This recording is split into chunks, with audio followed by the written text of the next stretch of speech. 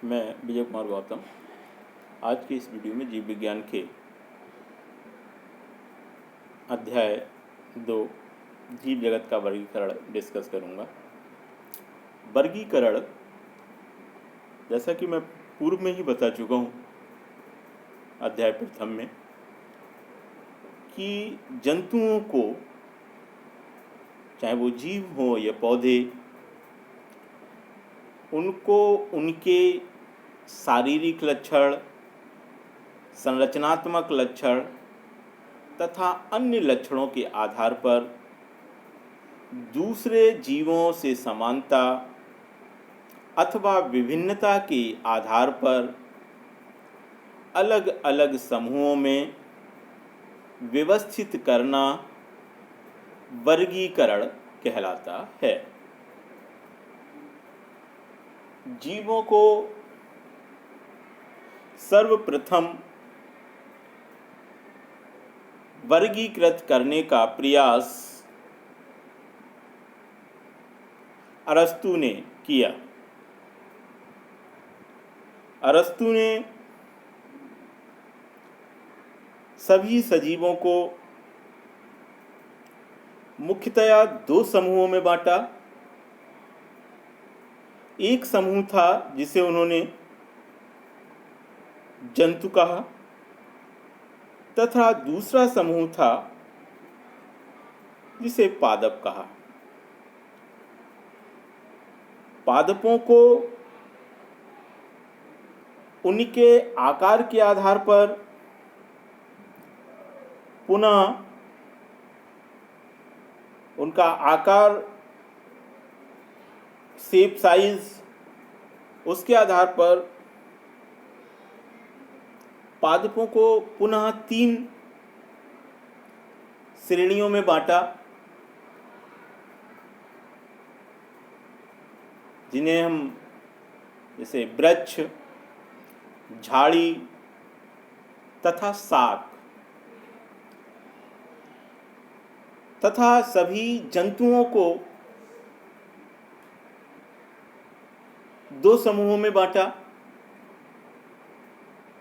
Enema तथा एनाइमा, अर्थात वे जंतु जिनमें लाल रुधिर पाया जाता है, दूसरे वे जंतु जिनमें लाल रुधिर नहीं पाया जाता है।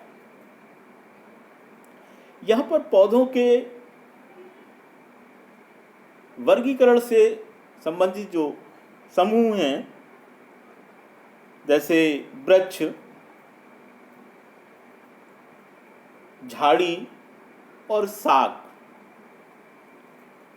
इनको समझना आवश्यक है। ऐसे पौधे जिनके तने में लकड़ी पाई जाती है, जिनकी ऊंचाई सामान्यतः 6 फीट से अधिक होती है और तने में नीचे से ही, यानी जो जड़ से ऊपर का हिस्सा जो है तना का, जमीन से ऊपर का, नीचे से ही शाखाएं नहीं निकलती हैं। पहले कुछ दूरी तक, या कहें कि कुछ ऊंचाई तक तना सीधा जाता है, इसके पश्चात उसमें शाखाएं निकलती हैं। ठीक इसी प्रकार अगर झाड़ी को हम पहचानने की कोशिश करें, परिभाषित करने की कोशिश करें,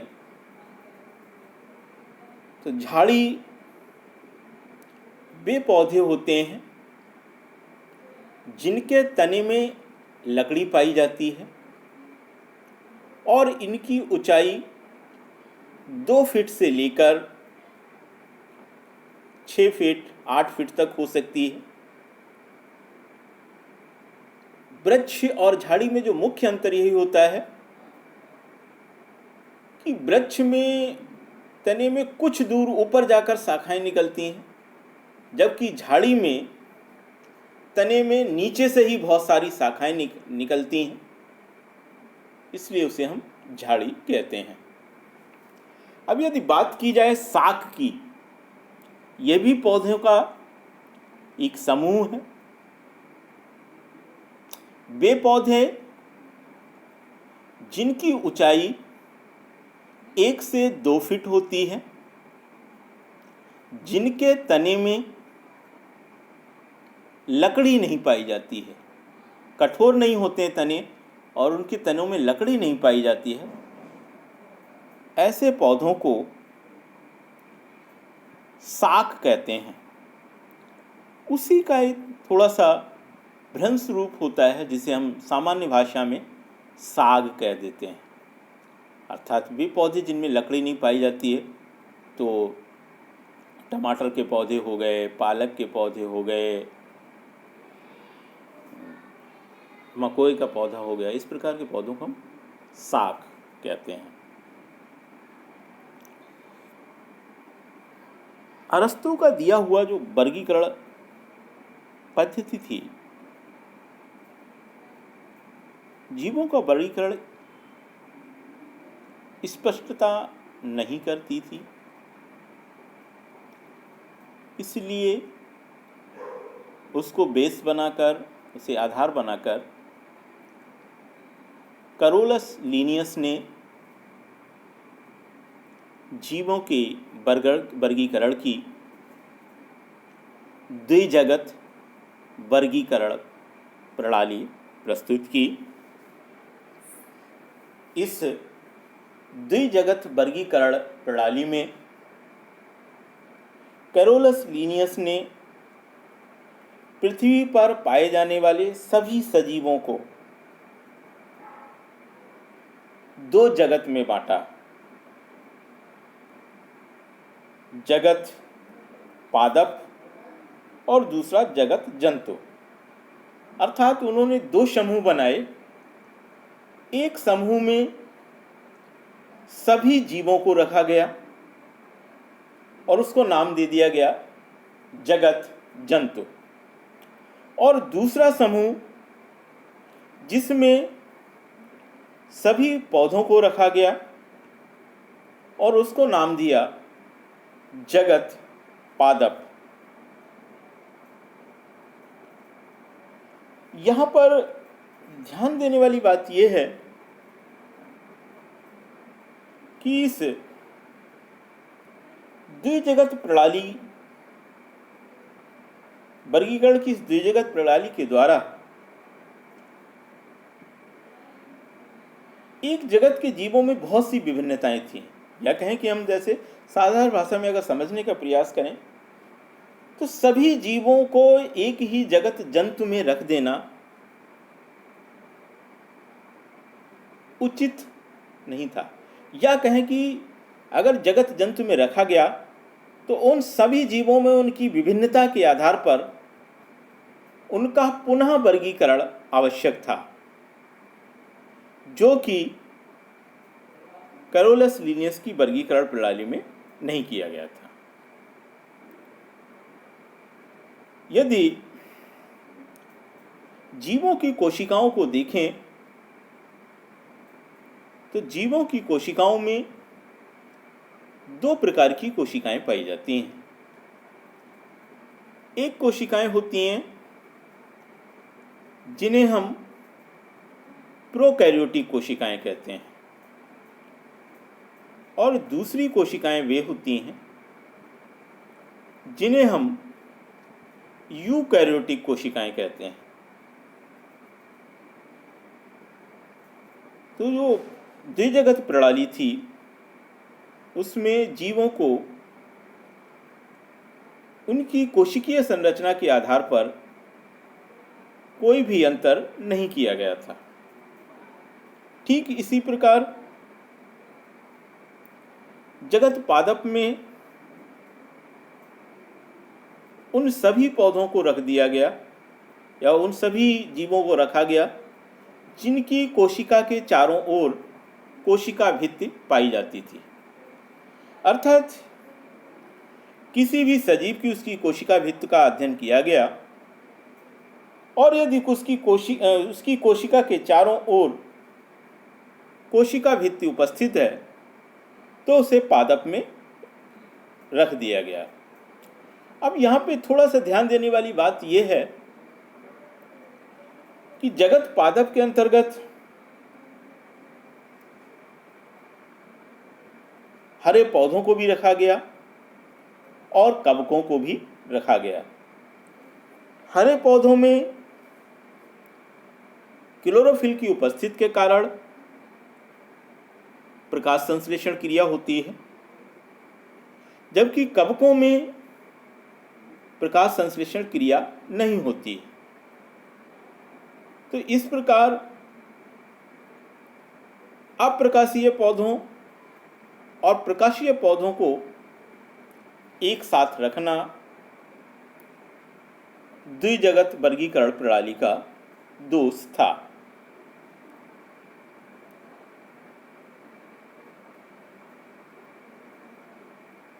इन सभी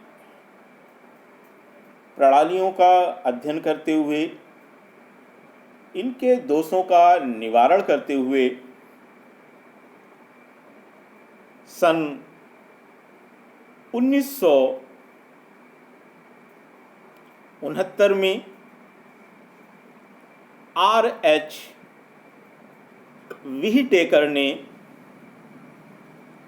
वर्गीकरण की 5 जगत प्रणाली प्रस्तुत की। इस 5 जगत प्रणाली के द्वारा जीवों का वर्गीकरण करने के लिए उन्होंने जीवों के आकार, उनकी कोशिकीय संरचना का अभिप्राय कि उसमें अगर कोशिका है तो वो किस प्रकार की कोशिका से जीव बना हुआ है। जीव प्रोकैरियोटिक कोशिका का बना हुआ है या यूकैरियोटिक कोशिका का बना है। ठीक, यदि कोशिका है तो उसमें कोशिका भित्ति पाई जाती है या कोशिका भित्ति नहीं पाई जाती है। इसके अतिरिक्त अन्य लक्षण, पोषण विधि कि उसमें अगर कोई जीव है तो उसमें पोषण का तरीका क्या है, वह स्वपोषी है या परपोषी है, रहता कहाँ है, प्रजनन के तरीके क्या हैं, उनमें जनन की विधियां क्या हैं, जनन के तरीके क्या हैं। इन सभी लक्षणों को आधार बनाकर R.H. व्हीटेकर ने वर्गीकरण की 5 जगत प्रणाली प्रस्तुत की, जिसे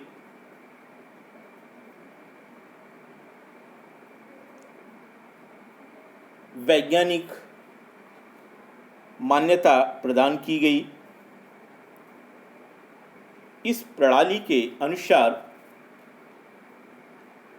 सभी जीवों से यहाँ पर मेरा अभिप्राय जंतु और पौधों दोनों से है। तो इस 5 जगत प्रणाली के अनुसार सभी जीवों को 5 जगत में बांटा गया, 5 समूहों में वर्गीकृत किया गया और इन समूहों को जगत नाम दिया गया, जिन्हें हम इंग्लिश में किंगडम कहते हैं। ये जगत हैं Monera, protista, fungi, Plantae, Animalia.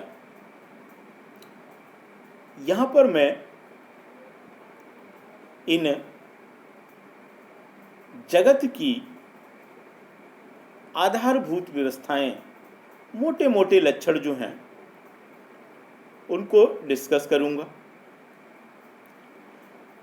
यदि जगत मोनेरा की बात की जाए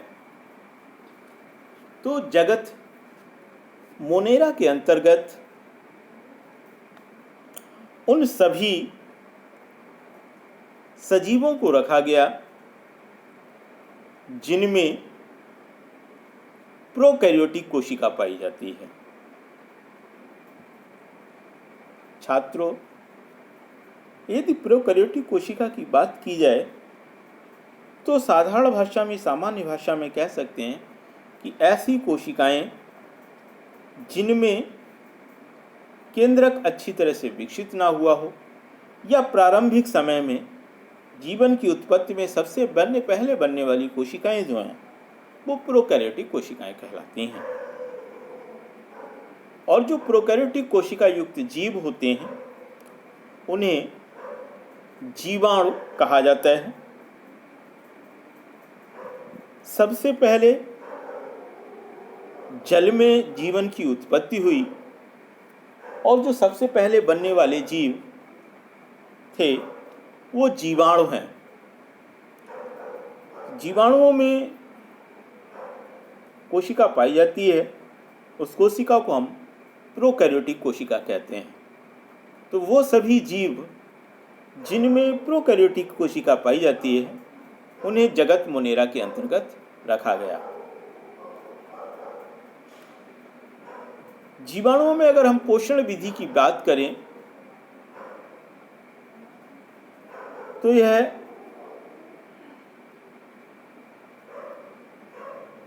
स्वपोषी भी होते हैं, परपोषी भी होते हैं तथा परजीवी भी होते हैं। यदि इनकी कोशिका को देखें तो इनकी कोशिका का जो कोशिका द्रव्य होता है उसमें अच्छी तरह से विकसित केंद्रक नहीं पाया जाता है तथा एक विकसित कोशिका में पाए जाने वाले अन्य कोशिकांग भी नहीं पाए जाते हैं, जिस कारण से ऐसी कोशिका को हम प्रोकैरियोटिक कोशिका कहते हैं। अब बात करते हैं हम दूसरे जगत की, जिसको कहते हैं जगत प्रोटिस्टा। जगत प्रोटिस्टा का मूलभूत आधार था कि यह जंतु सभी एक कोशिकीय थे। इन सभी जंतुओं में यूकैरियोटिक कोशिका पाई जाती थी, अर्थात इन जंतुओं में एक ऐसी कोशिका पाई जाती है जिसके कोशिका द्रव्य का अगर अध्ययन किया जाए तो उसमें एक अच्छी तरह से विकसित केंद्रक पाया जाता है।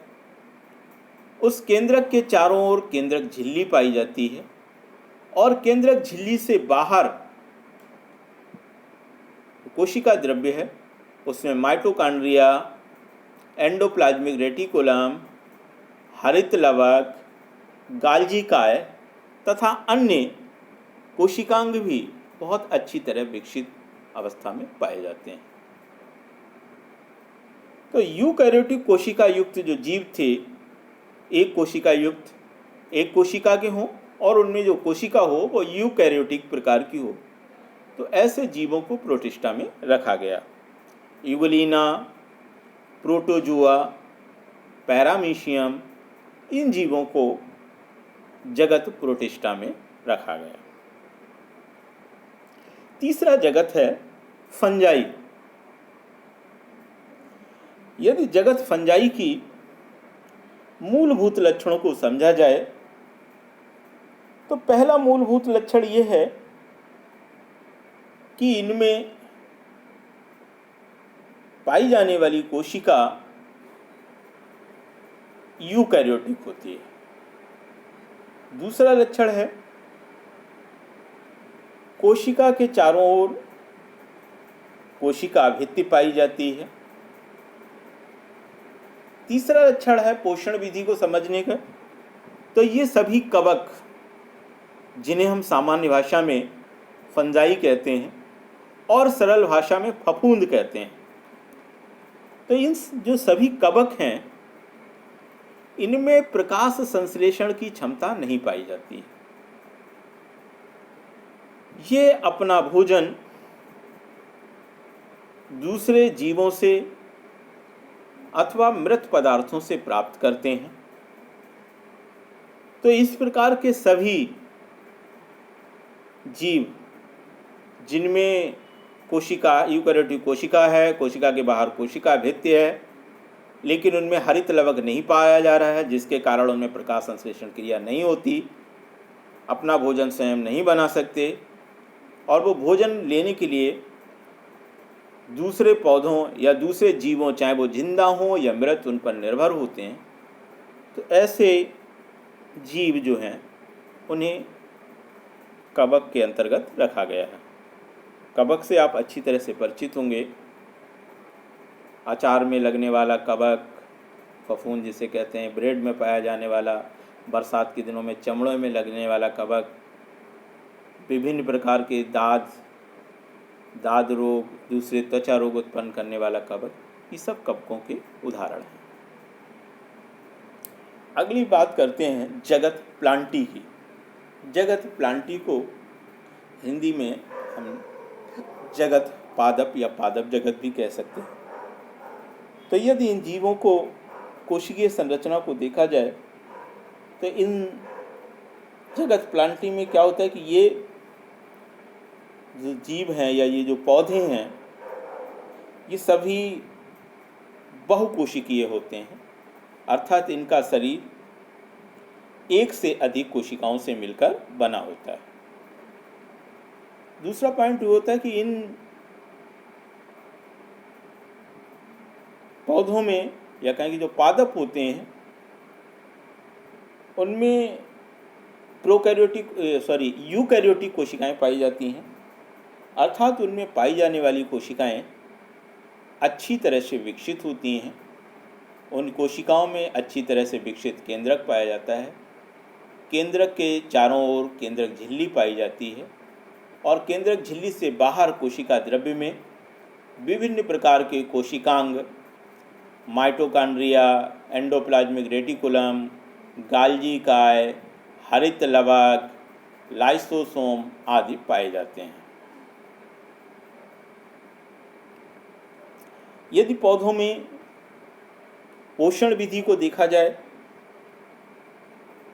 तो पौधे जो होते हैं वो स्वपोषी होते हैं, अर्थात पौधों के हरे भागों में हरित कोशिकाओं में हरित लवक नामक संरचनाएं पाई जाती हैं, और उन हरित लवक नामक संरचनाओं में क्लोरोफिल नामक रासायनिक पदार्थ पाया जाता है। इस क्लोरोफिल की उपस्थिति के कारण पौधों में प्रकाश संश्लेषण क्रिया होती है, और प्रकाश संश्लेषण क्रिया होने के कारण इनका भोजन बनता है, और यह स्वपोषी होते हैं। यदि पौधों में जनन की विधि की बात की जाए तो पौधों में जनन कायिक विधि द्वारा, लैंगिक विधि द्वारा, अलैंगिक विधि द्वारा, इन तीनों विधियों के द्वारा होता है। अगला जगत है जिसे हम जगत एनिमलिया कहते हैं। इसे हम जगत पादप भी जगत जंतु भी कह सकते हैं हिंदी में। जगत जंतु के अंतर्गत जो जीव आते हैं वो सभी जंतु होते हैं। ये सभी बहुकोशिकीय होते हैं।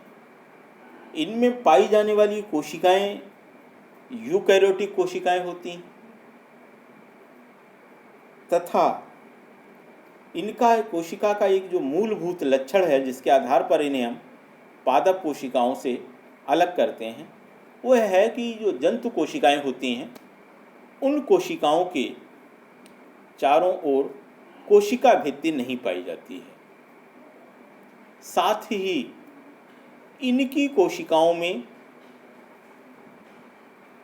हरित लवक भी नहीं पाए जाते हैं। जंतुओं में प्रकाश संश्लेषण क्रिया भी नहीं होती है, अर्थात जंतु जो होते हैं परपोषी होते हैं। इसका मतलब ये है कि जंतु अपने भोजन के लिए दूसरे पौधों पर निर्भर होते हैं। तो इस प्रकार इन पौध जो है वो इन्हें हम परपोषी कहते हैं। तो इस तरह से ये 5 जगत वर्गीकरण प्रणाली है जिसमें समस्त छोटे से लेकर बड़े जीवों तक को बड़े बड़े 5 जगत में बांटा गया है, जिन्हें इंग्लिश में किंगडम कहते हैं। और ये 5 जगत हैं मोनेरा, प्रोटिस्टा, फंजाई, प्लांटी और एनिमलिया। यहाँ पर समस्त जीवों को 5 जगत में बांटने के पश्चात भी एक जगत के अंतर्गत आने वाले जो भी सदस्य हैं उनके लक्षणों में विभिन्नता होती है और उन विभिन्नताओं के आधार पर उनको पुनः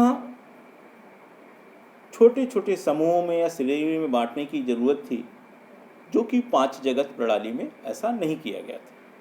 जैसे पादप होते हैं,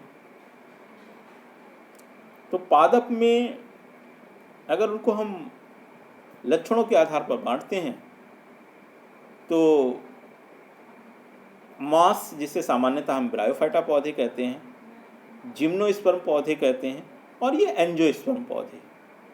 मास, फर्न, जिम्नोस्पर्म पौधे, एंजियोस्पर्म पौधे, इन पौधों को एक ही जगत प्लांटी के अंतर रखा गया था, जो कि इस प्रणाली का दोष है।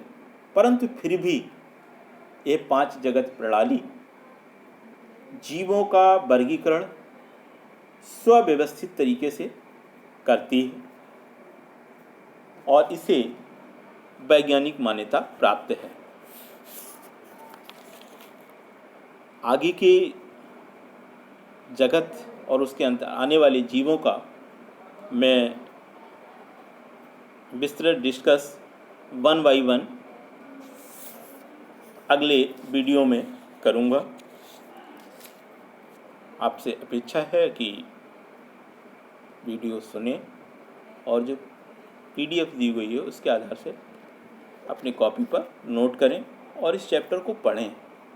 और इसमें अगर कोई चीज़, कोई शब्द आपकी समझ में नहीं आता है तो व्हाट्सएप करके पूछ सकते हैं, मेरे पर लिखित में डाल दें, व्हाट्सएप कर दें।